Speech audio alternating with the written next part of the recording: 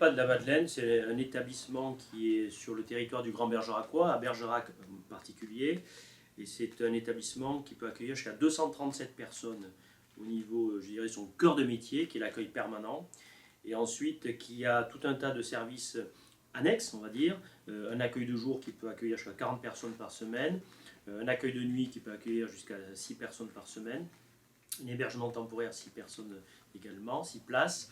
Et avec aussi une plateforme d'accompagnement et de répit qui suit sur le territoire aux alentours de 120 personnes, 120 couples aidants aidés.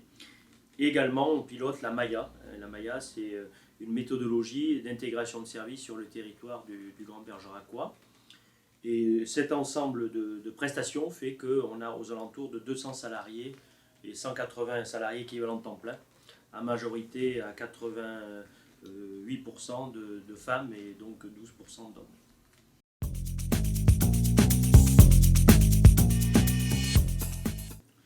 Mais la démarche RSE, je dirais, a fait que conforter ce qu'on avait déjà mis en place depuis 7 ou 8 ans. Et c'est une démarche, à mon avis, essentielle dans le cadre du secteur médico-social, parce que le secteur médico-social a trop tendance à s'isoler sur lui-même.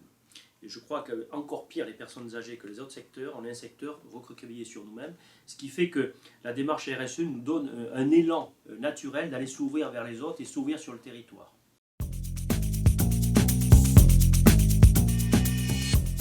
La démarche RSE, si elle n'est pas intégrée dans le cadre du projet stratégique, a des difficultés de mise en œuvre.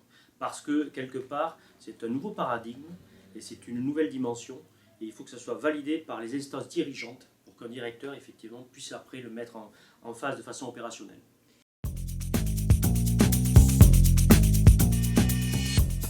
Mais un des exemples, effectivement, qui me paraît le plus intéressant, la mise en place d'une plateforme de compostage.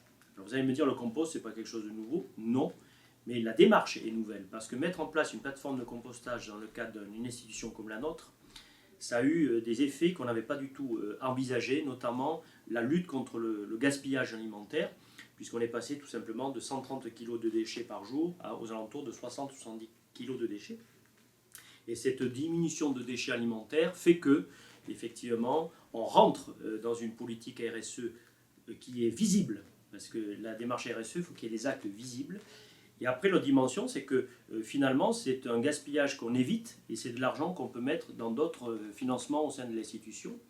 Et la boucle est bouclée à partir du moment où ce compost, on peut le donner à des associations caritatives telles que, par exemple, les Restos du Cœur. On a bâti avec eux un partenariat pour faire des jardins sociaux où chaque personne, effectivement, peut avoir son jardin et être aidé avec le compost que l'on offre.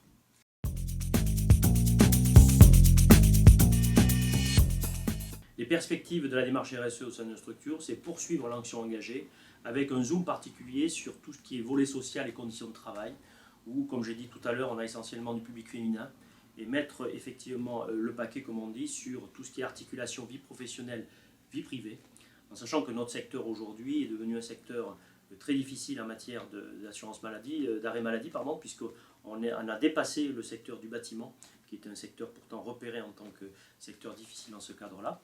Et l'objectif, c'est de prendre conscience que notre secteur est devenu un secteur difficile en matière de conditions de travail et de favoriser au maximum l'articulation vie professionnelle, vie privée.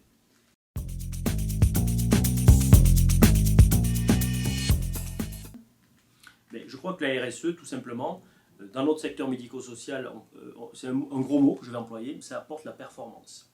Et la performance, si vous voulez, je la définis très rapidement, c'est un juste équilibre entre l'efficacité et l'efficience. Aujourd'hui, on reçoit des fonds publics à hauteur de 40 à 60% de fonds publics.